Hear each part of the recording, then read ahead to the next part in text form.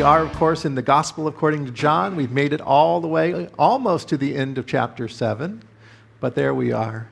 As you remember, as we're moving through chapter 7, Jesus has gone to the Feast of Tabernacles, and he's there, and he's teaching, and people are gathered around him, and there's lots of questions. And one of the questions that comes up is the question we're going to look at today. The crowd, the people from Jerusalem, are going to ask, so who exactly is this Jesus? Who is Jesus? And that's the question that I have for you today. I put some pictures up there. Who do you think Jesus is? Which one is he? Depends on your perspective, doesn't it? Depends on your culture. Depends on your experience with him, which Jesus you would pick. But isn't it true that all of us have our own particular images of Jesus and who he is? And so we're going to take a look at that today.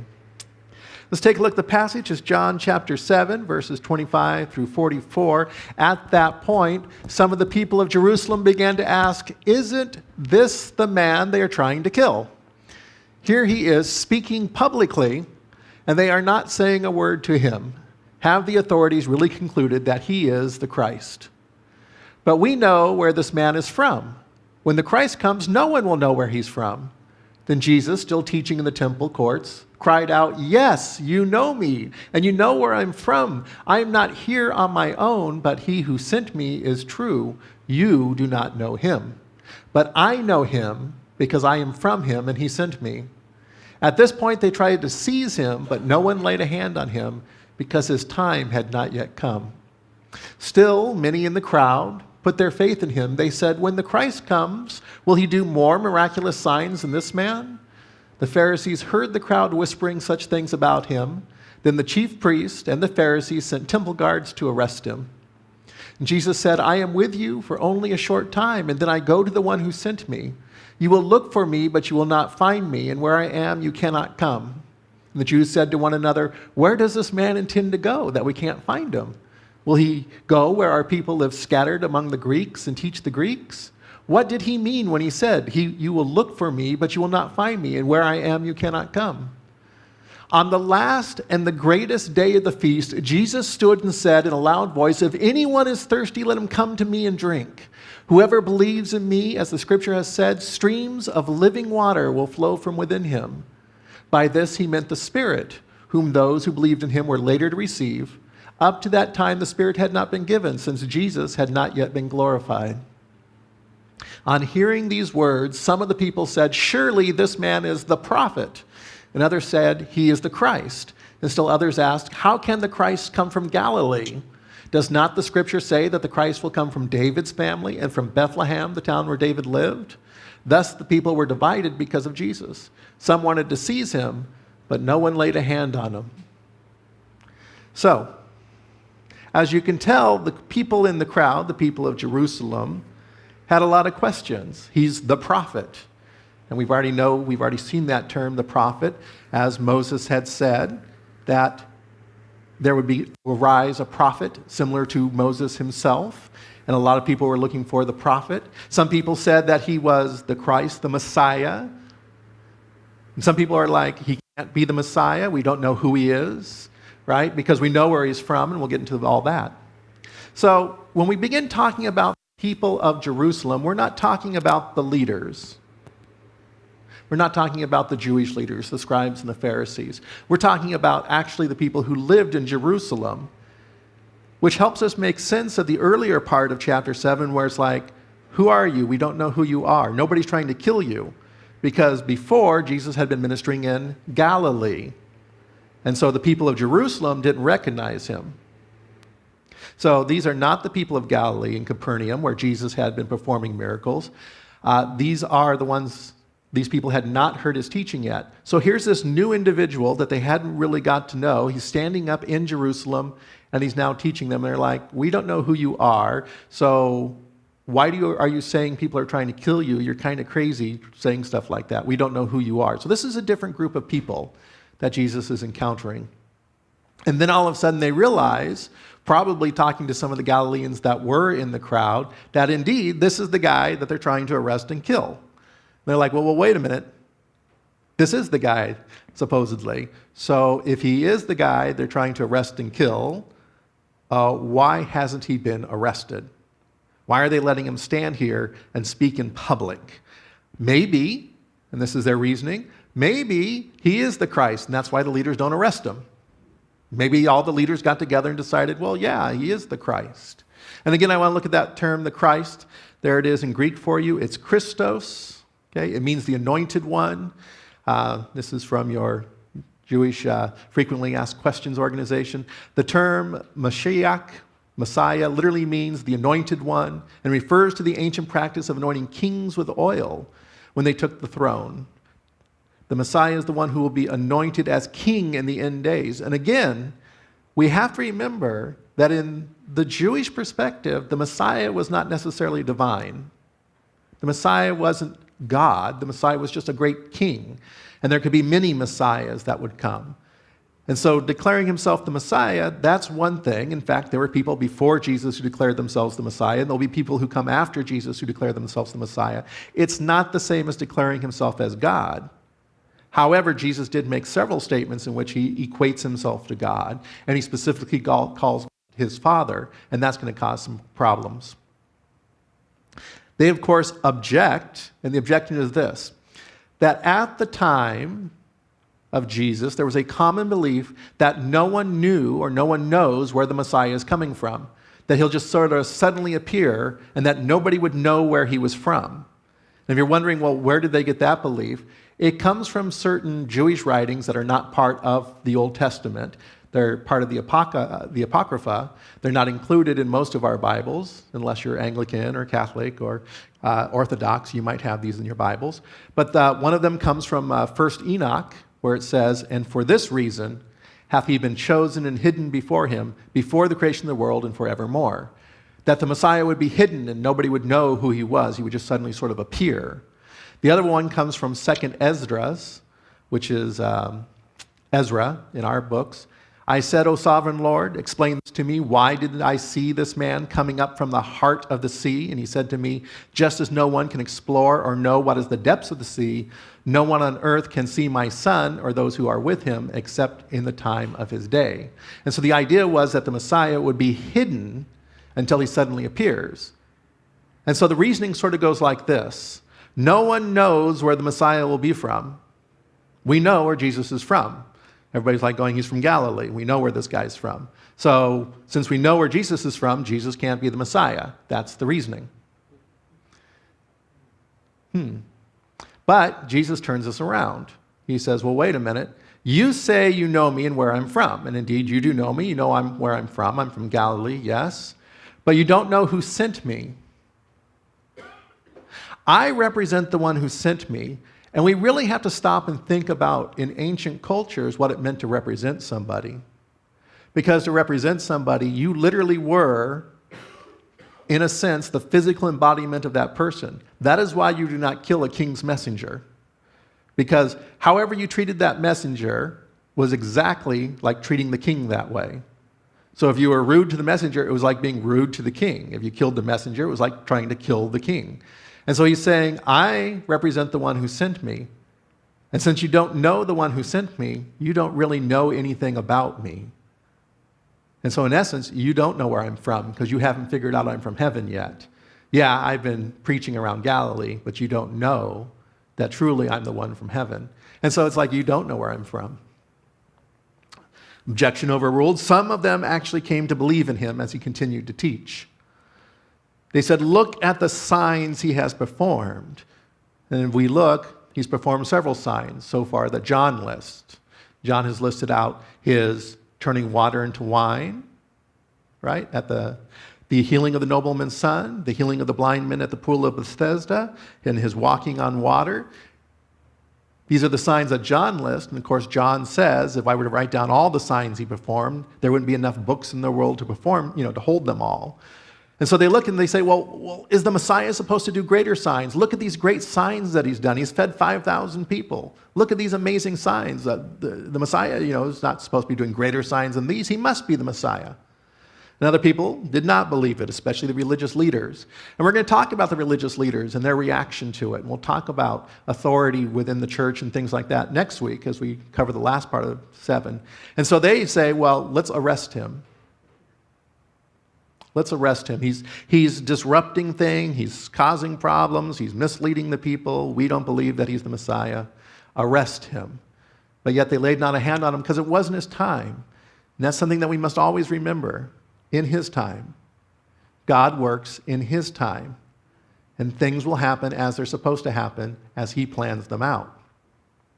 So the people, of course, are confused, especially when Jesus starts talking about, well, I'm just here for a short time, okay? And when I leave, you can't follow me. Now, 2,000 years later, we have a little better perspective. We know where he's going, right? That he ascended to heaven, but they're not thinking that. They're thinking more in earthly terms because their idea of a Messiah is an earthly Messiah, somebody who's going to rule over a kingdom here on earth as just a very important individual. That's their idea. And so they're thinking in those terms. They're thinking about an earthly perspective. They're thinking about geographic kingdoms. Well, where's he going to go? They're thinking about the diaspora, about all the Jews who had been spread all throughout all the various kingdoms. They're like, well, is he going to go over to where all the Greek-speaking Jews are at and go teach them? We can follow him there. They're like, where's he planning to go? Because they're too busy thinking in an earthly realm. They're not thinking in the spiritual realm. This is not part of their perspective. Now, as I said, he was at the Feast of the Tabernacles. The Feast of Tabernacles lasted 7 days. And the first day and the last day were considered the two great days with the great feast. It's kind of an interesting little feast because all the males were required to go to Jerusalem for it. So if you were within traveling distance, and you were required to go to Jerusalem and attend this feast. And while you're there attending this great feast for a week, you were required to go out and you would build a little booth, sort of a little structure, like a little hut. You'd get some sticks and you'd get some palm branches and you'd build yourself a little hut and you would dwell there. You would live there to remind yourself of when you lived in tents. The Jewish people lived in tents as they traveled through the wilderness. And that was kind of this little reminder that God was with them for those 40 years as they traveled through the wilderness. And so this was this little feast. But on the last day, something very interesting would happen. On the last day, the high priest would go down to the pool of Siloam, and he would draw a large golden vase full of water, and he would carry it to the temple, and he would pour it into a special bowl that had been prepared, had a little pipe that then fed it into the ground, but he would pour it out before the altar of God. And then they would also pour out a vase of wine before the altar of God. And so it's at this point where on this last day, probably after they had performed this ritual, as they brought this water in, that Jesus starts talking about water. Feast of Tabernacles, the ceremony of the water. In Jewish law, as we said before, water is a symbol of life. The importance of water quality and the dangers of drinking polluted water appear from the earliest period of Jewish history. And so in essence, we're pouring out our life before the altar of God. And then Jesus starts talking about water. He says to them, whoever believes in me, as the scripture has said, streams of living water will flow from within him. By this he meant the Spirit, with whom those who believed in him were later received. Up to that time, the Spirit had not been given, since Jesus had not yet been glorified. If you remember, he talked to the woman at the well. And he says, I can give you streams of living water. This, of course, is this abundant Spirit within us, that he can change our spiritual life. He's not talking on the physical realm. And we've seen that Jesus has created these metaphors of water as the Spirit and food as obedience. And he's bringing back this. And some people are getting it and some people are not, because some people only think about the physical realm. They're not thinking about the spiritual realm. Living water representing the Spirit in contrast to how the people were thinking. So, there's a lot of indecision about who Jesus is in the crowd. Some people say he's the prophet. Other people say he's the Christ. Other people say he's not the Christ because we know where he's from. He's from Galilee, and we don't know where the Christ is supposed to come. We don't know. Thus, the people were divided because of Jesus. Some wanted to seize him, but no one laid a hand on him because it was not yet his time. Thus, the people were divided. And Jesus has continued to divide people today.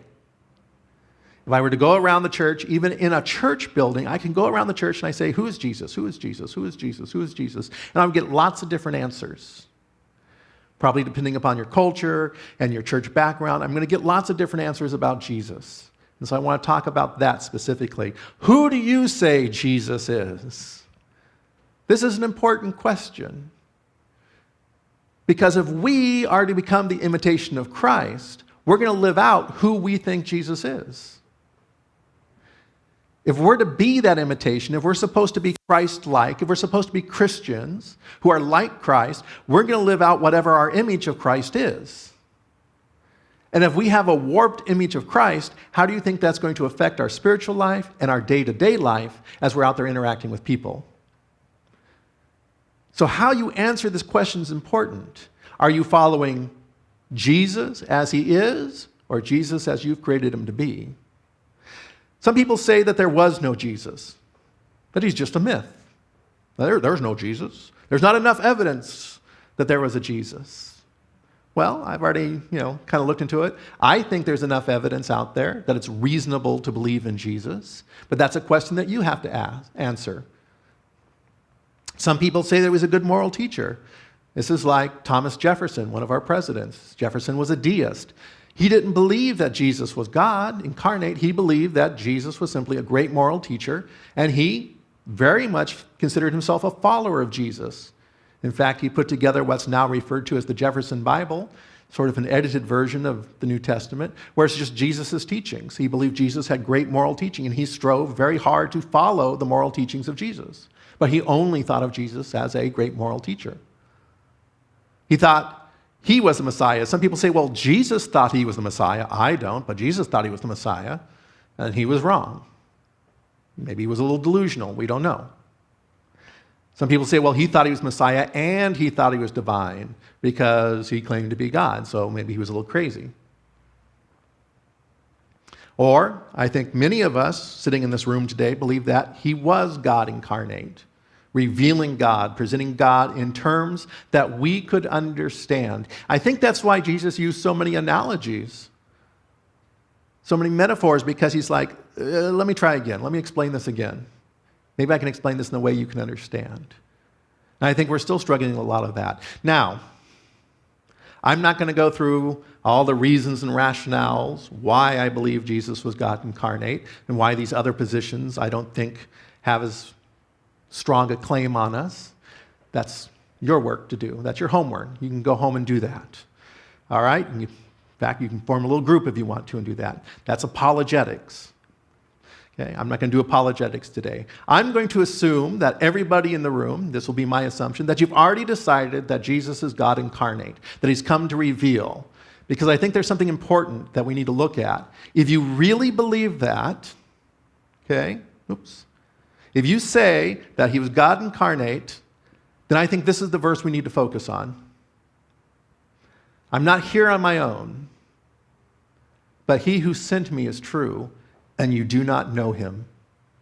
But I know him because I am from him, and he sent me. If you believe that Jesus is God incarnate, that he's revealing who God is, then we need to focus on learning more about who he is. We need to focus on finding out everything about him that we can so that we can understand who God is. We need to understand Jesus so that we can understand God. If you know Jesus, you know God. We need to clean up the false narratives. As we travel through our religious education, we pick up a lot of false narratives, a lot of false ideas about God. And we got to clean those up. And the only way to do those is to know Jesus. The more we know about him, the more we know about God, and the more we can just kind of clean up some of those false narratives about who God is. We need to stop inventing Jesus in our own image. We do this, don't we? You ever notice that Jesus is just like me, kind of? Not me, but all of you, right? We're kind of thinking, oh yeah, Jesus and I, we're pretty much on the same track. We're almost all, right? If you're a Republican, Jesus is a Republican. If you're a Democrat, Jesus is a Democrat. If you're an independent, Jesus would be an independent. If you're a liberal, Jesus is a liberal. If you're a conservative, Jesus is a conservative, right? It even goes into our denominations, right? Everybody knows Jesus was an Episcopalian, Catholic, Lutheran, whichever denomination. Jesus walked in this church today, he'd be so happy to see us because we're doing church right, just like he would have done it. And we tend to create Jesus in our own image, and we need to stop doing that. We've got to stop making Jesus into what we're comfortable with. We need to allow Jesus to be that wild, untamable Jesus that he truly is. That's one of my favorite passages for those of you who have ever read the Chronicles of Narnia. How many people have read the Chronicles of Narnia? Is that not a great series of books? Yeah, it's a great series of books. In the very, very first book, The Lion, the Witch, and the Wardrobe, you have the young children. They're at the Beaver's house, Mr. and Mrs. Beaver, talking animals, right? And the little girl, is talking to Mr. Beaver about Aslan, who's a sort of representative of Jesus, sort of the metaphor for Jesus, extended analogy for Jesus, if you will. And she's talking about Aslan, and she says that he's telling her all about that he's this lion, fierce, and and she's, oh my goodness, is he tame? And Mr. Beaver said, well, of course he's not tame, but he's good. Isn't that really the only thing? I think too often we try to tame Jesus into something that we can handle. And Jesus is wild and untamable, but he is good. And I think we need to hold on to that. So let's talk about Jesus for a second. Who do you say Jesus is? What image of Jesus do you have in your head? Is this your image of Jesus? Is he a nice, conservative, Republican Jesus, just like you, right? He's not white enough yet? Yeah, we got to whiten him up a little bit more. Yeah. Maybe that's your image of Jesus. Hipster Jesus, liberal tree-hugging Jesus, yogurt-eating, tofu-loving, organic Jesus, right? That's how we tend to make Jesus sort of just like us. Maybe this is your image of Jesus. God and guns Jesus, right? Bomb them before they can bomb us. Do unto others if as you would do it, whatever. I can't even figure it out anymore. Got too many Jesuses running around in my head. Right? Maybe this is your image of Jesus. This is the Jesus I was raised on. This is Jesus coming back in the book of Revelation. This is Jesus coming back. No longer is he the suffering servant. No longer is he the lamb that was slain. He's the conquering lamb. He's going to come and destroy everything. He's going to lay waste to this earth, and everybody's going to die in his path. Praise God. That's the Jesus I was raised on. Better watch out. You might miss the rapture, you get left behind, and you're going to experience the wrath of the Lamb, and he's going to destroy all of you. Of course, I'll be sitting up in heaven, not like you, right? What image of Jesus do you have in your head? What have you picked up along the way? Because we need to clear that up a little bit. I like this one. I like this one. We don't think about Jesus like this too terribly often, do we? Jesus, fully God, incarnate, fully a human being. I'm sure there are at times that he must have heard some of the answers from his disciples and just laughed out loud and went, that was funny. We don't think about Jesus this way too often. What I'm going to suggest to you is that we need to sort of strike a balance when it comes to our approach of Jesus, a balance of our mind, a balance of our spirit, and a balance in how we live it all out. Here's what I'm going to suggest to you as we approach Jesus. I think first off, we should read, we should study, we should examine, and we should question everything.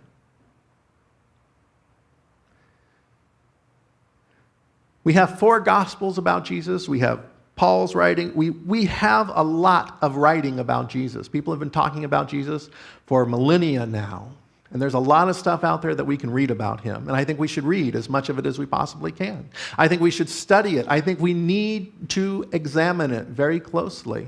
I think we need to be very critical of it. Not critical in the sense of trying to put it down or trying, to say bad things about it, but critical in the sense of truly examining it at a deep level. I think this is important.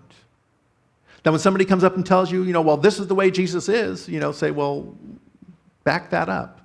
How do you know Jesus is like that? We should question everything. I guess I'm part of that hippie group that, question, don't trust anybody under 30 kind of thing. Question authority constantly, right? But I think we need to. We need to ask questions about it. And it's okay to ask questions. I think not only do we need to, in our mind, read, study, and examine, but in our spirit, we need to meditate, contemplate, and literally commune with God. This is the message of our Christian mystics throughout the centuries. These wonderful men and women who literally communed with God and could experience God. I think we need to balance those two things out. I think if you go too far one way, you're going to get off track. If you go too far the other way, you will also get off track. I think they need to be in balance. I think you need to do both of them. I love the stories that Tom tells me. Hi, Tom. I love the stories you tell me, Tom, about you and Jesus just sitting on the bench and talking, or you and the Holy Spirit just sitting together, walking together, as you commune with him, because I can see and I can hear the truthfulness within you as you experience God present with you constantly. That goal that Brother Lawrence sets before us about experiencing God's presence. Experiencing the very presence of God in our life all the time. That is an achievable thing. And we need to begin to experience Jesus, because in that experiential knowledge that we receive, we learn about him. And then we need to imitate it. We need to imitate who Jesus is. We need to live it out. As we learn about him in our mind, as we learn about him in our spirit, we need to then imitate it and act it out. Because in acting it out, you'll learn very quickly whether or not it was from Jesus or not. But we need to act out what we learn. I think we need to strike this balance when we approach to Jesus. Now, the last point I want to make is this one. You can only truly love what you truly know. You can only truly love what you truly know.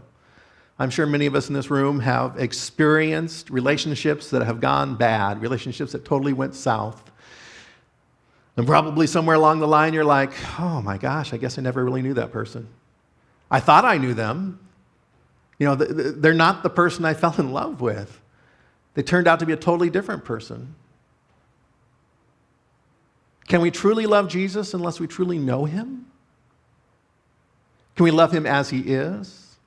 Isn't that the task set before us? For those of us who have been in long-term relationships and they've been successful, have we not come to love the person as they truly are? Not the person we thought they were, not the person who we dreamed up in our mind, but we've come to love the person as they truly are. Because to truly love someone, you have to truly know them.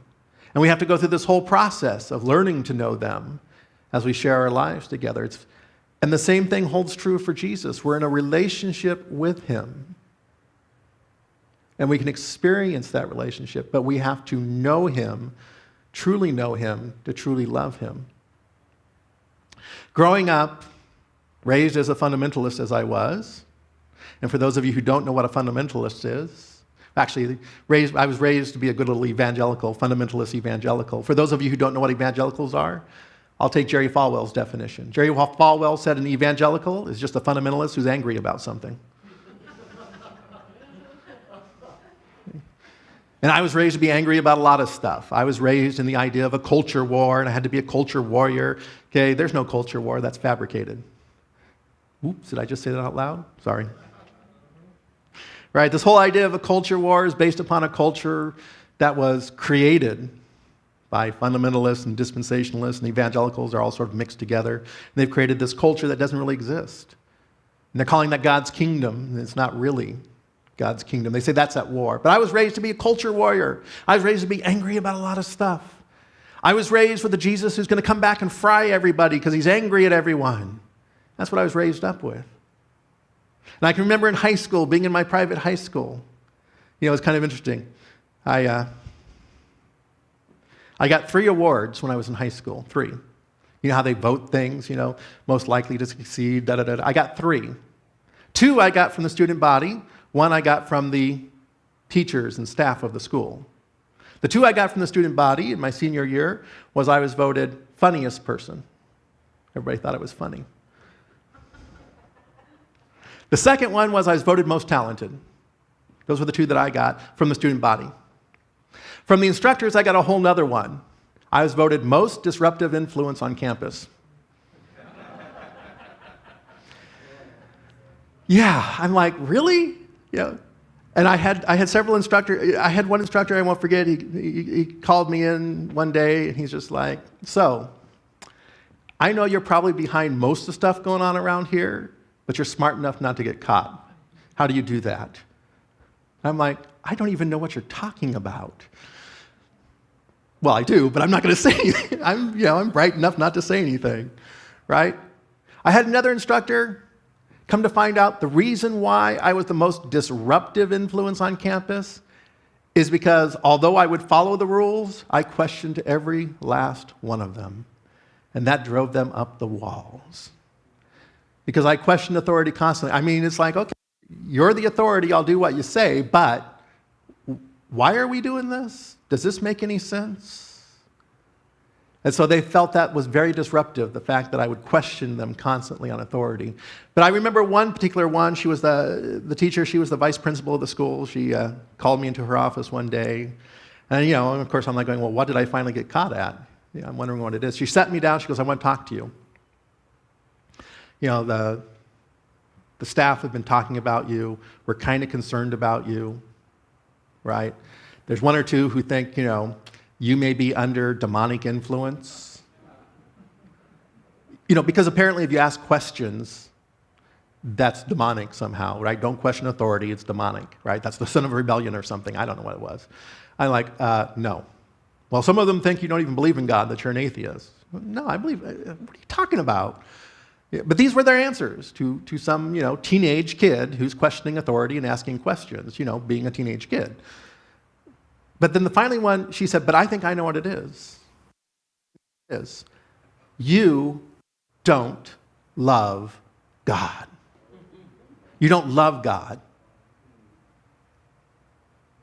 And at the time, I'm just like, I don't understand what you're talking about. And it was one of those things, I don't know why it hit me on that particular day, but I carried that with me for a couple of weeks, right? Oh, maybe I don't love God. Maybe I don't know. Maybe I do, maybe I don't. Do I really love God? And it was at that moment that I realized something. It was at that moment I realized I did not love God. It was probably a couple of weeks later, I'm just like, you know what? I don't. But then I figured out, I don't love the God they're teaching me. I don't love the idea of some God who's sitting up in heaven just waiting for the moment that I make a mistake so that he can smite me. How can anybody love that that's kind of psychotic. To fall in love with a God like that would be fall in love with a psycho. And then I began to question other things. I mean, like going, okay, well, let me get this right. Here's the God you're teaching me. He's like saying, I love you, I love you, I love you. And if you love me back, I'll give you all these blessings. But if you don't love me, I'm going to send you to hell forever and torture you forever and burn you forever and make your life miserable forever. That's kind of psychotic. I'm like, I don't love that God at all. And I don't love a Jesus who's like, when I was here, I was nice, but now that I've gone away, when I come back, I'm going to be really mean and destroy it. I don't love that God at all. I'm like, oh, guess what? She was right. I don't love God. Well, not the God they're telling me about anyway. And that began my lifelong journey of, well, who exactly is God? I got to ask a whole lot more questions. And believe me, the last couple of months of my senior year, I was a real pest. Because then I was really asking some questions. And they were glad to see me graduate out of there. By the way, I'm not going to say anything, but I am sure when they heard that I turned out to be a pastor, they probably all quit. That's it. It's the end of the world. Let's just go home into the hills. We'll just wait. Jesus, this is the apocalypse here and now. It's done. It's done. It's over. But there I was, and I had to start questioning everything. And you know what? I had to throw away a lot of false ideas about who God is. I had to throw a lot of false ideas away about who Jesus is. And I had to get to know him. And it was kind of a rough period for a while. When I began talking about balancing mind and heart, not only was I examining everything in my mind, but I'm moving into that heart and spirit area. And I'm beginning to read some of the classic mystics of our time. Right? St. John of the Cross, Dark Night of the Soul, Meister Erhard, St. Julian of Norwich, some of these amazing mystics. who can really help you if you read them connect to God at a whole new, deep spiritual level. Brother Lawrence, Experiencing the Presence of God, that's a book that changed me. And as I began to experience literally the presence of God, as I began to learn in this experiential fashion, I was sharing this with some of my religious authorities, the pastors of the church I was going to, and one of them was just like, I think you're on the wrong track. You got to stop reading this stuff. This is this is bad stuff. Don't read any more of it. I think you're delving into the realm of demons here. I left that church and went someplace else. I don't know. What I'm discovering is this great and amazing God who pours out love and blessing. He's not here to destroy people. He's here to love people. That's the God I can love. The God, the Jesus that's on the side of all humanity, that's the Jesus I can love. And if, I'm reading stuff that's pointing that out to me, and you're telling me that's the realm of demons, I got to get out of your church. I'll see you later. Bye. Have a nice day. I'm God. But as I have passed through on my religious journey, through many waypoints, as I have continued on my religious journey, and I get to know Jesus more and more, I like more and more what I see. Because when I'm seeing him as he truly is, can I tell you that he's a Jesus who is on your side? Can I tell you that he's a Jesus who's not out to smite you? That he's not a Jesus who's going to come back and destroy everything? Don't even get me started on the book of Revelation right now, or the book of Daniel. Don't even get me started on dispensationalism. We're going to hit all that after we hit John. I'm just like, I got to correct that whole narrative. That's just all messed up. I'll deal with that later. Can I tell you this is a Jesus who will wrap his arms around you and hold you and love you in a very real presence sense? This is the Jesus I can love. And so I'm encouraging you, this is the Jesus you need to learn for yourself. I can talk about it all day. I can write books about it. I can preach 100 sermons about it. But until you get to know him yourself, you're not really going to love him yourself. And so I encourage you, balance out mind, spirit, life, and you will learn about him. And I think you'll fall in love with him too. With that, I'm going to close. Praise team, come on back.